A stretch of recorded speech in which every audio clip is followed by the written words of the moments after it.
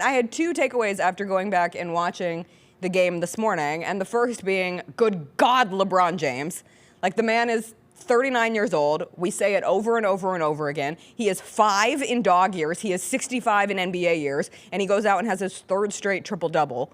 Like, you run out of words to describe what you are witnessing. We talked about greatest shows in sports earlier this week after the big Steph Curry, yesterday, we talked about greatest shows in sports, technically earlier this week. But with LeBron, who is now the oldest player to have 3 straight triple-doubles, beating his own record that he set when he was 34, and he's now 39, closer to 40 than he is 38. It's remarkable to watch him. It's unfortunate when your team is playing against him. I think for Jaylen Wells, I'm not sure what he would have considered his welcome to the NBA moment thus far, but last night might be it now. Like, when I'm asking Jaylen Wells on Grizz Files 3 years down the road, what was your welcome to the NBA moment? It might have been having the primary assignment on LeBron James on national television on ESPN. Like, this is a kid who, or a young man who 3 years ago was playing at Sonoma State. And I cannot imagine if you had told him, hey, down the line, you're going to be starting your 7th game as a rookie. You're going to be playing your 12th game. You're going to draw the assignment of LeBron. You're going to realize he has about 50 pounds on you. And at some points, no matter how good a defense you're trying to play, there's just nothing you can do. And it's going to be on ESPN. So Jaylen Wells had a bit of a tough night, but sometimes LeBron James takes over a game. Sometimes Anthony Davis takes over a game, and that's certainly what happened down the stretch last night. My other takeaway was the Grizzlies are just fine. Like, that was not a loss that I'm going to stew over, to fret over. My biggest feeling as it pertained to the Grizzlies was when this team is healthy, and I'm saying when, speaking it into existence, manifestation, they're really good.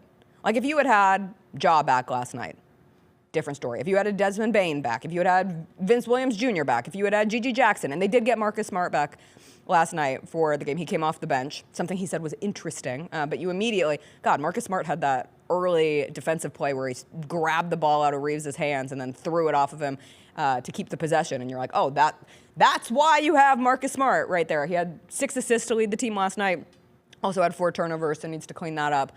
But I just couldn't help but thinking this team is in a really good place for when those main guys get back. And a big piece of it is Jaren Jackson Jr., who feels as if he is ready to consistently be a beast on the offensive end. On both ends of the court, of course, but he's always been that defensively. He was Defensive Player of the Year. But from last year to this year, the understanding that, oh, hey, I am a walking mismatch, and I can take guys like Anthony Davis, and I can go up against LeBron James and finish well. I know he got into foul trouble last night. That plays a part. He picked up his 5th, sat for a bit.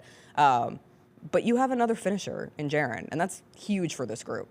Yeah, I think so much of the complaint around Jaren offensively has been, hey, he really likes to settle for threes as opposed to going inside. And now you look up and Jaren is making more of a concerted effort to get the ball inside and finish at the rim. His handles are better. He's stronger around the rim with his hands. When he has to pick the ball up and then go up with it, he's got more body control also, so he's not just running into people picking up offensive fouls. I thought one of the best things Jaren did last night as it pertains to the offensive side of the ball was going at Anthony Davis when Anthony Davis had 4 fouls. I didn't know Anthony Davis had 4 fouls until Anthony Davis picked up the 5th foul and then went to the bench. It was like, oh, that's why Jaren is going at Anthony Davis, and Anthony Davis is playing a bit softer on him.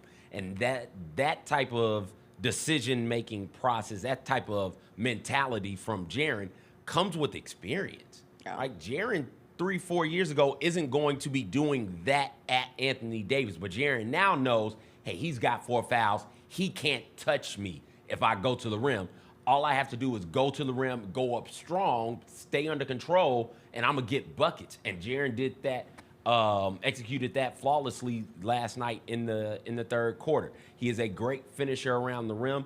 The Grizzlies need a closer of games, and that closer is Ja Morant. That's who you call when you need to close out a game. And when that game got away from them about, 8-9 minutes left in the fourth quarter, the momentum started shifting towards the Lakers. Dalton Connect started getting hot from three. When that happens, you need a closer. They just didn't have one on the court last night because Ja was sitting on the bench. Yeah, if you go with the math, like when you're looking at a box score of this game, the Lakers made 8 more threes. And Dalton Connect was 5 of 5. That was my big takeaway, was that the Lakers, 48%. Yes, which is an anomaly for them this season. Get rid of Austin Reeves and get rid of, somebody went over 6. Did D'Angelo Russell go over 6? No, he went 2 for 6. Somebody went over 4. Martin. Vincent. No, Gabe Vincent. I get Martin Vincent Caleb mixed Vincent. up. Gabe Vincent. Get rid of his 0 for 4. Get rid of Austin Reeves' 3 for 11. And you're talking about a Lakers team that shot, I think, 17 of 27 from 3? Defensively, they've got to get much, much better defending the 3. And I think that will come when Vince Williams Jr. comes back and Marcus Smart is all the way 100% healthy. Because you can't allow dudes to get hot like that from 3 and expect to win games. Yes, and when they let it get away, the moment that I wrote down, and I want to be clear, Scottie Pippen Jr. has been tremendous. Like the revelation of Scottie Pippen Jr. going from somebody they looked to last season to help. You needed a point guard. You needed to play somebody last year. You go out, you find Scottie Pippen Jr., you see what he was able to give throughout the summer league process, you elevate his 2-way contract into a full standard contract, and now once again he's having to take the starting reins. He's been really good in spurts. Scottie Pippen Jr. is tremendous as your backup point guard. Like the down the stretch moment where they were down 116-110, and Scottie Pippen Jr. drove to the basket and missed the layup. And then the Lakers scored on the next possession, and suddenly it's an 8-point game. And that's where you talk about the closer. Like when you have Ja Morant, that's someone you trust in a closing situation. And frankly, I will get to the point where I think Jaren Jackson Jr. can be just as efficient. Call 12 is always going to be option number 1 for this team. But if Jaren can grow in his ability to not always defer to Ja, that just gives you one more option. If Desmond Bane wants to take the 3 at the end of the game, I'm not going to hate it, So you're down 2 of your 3 best options late in a game. That's where, even if you don't have a team at full health, you want at least Ja Morant or Desmond Bane out there. Like that's something that you don't want to have to deal with for a significant period of time. The Jessica Benson Show with CJ Hart, live every weekday at 8 a.m.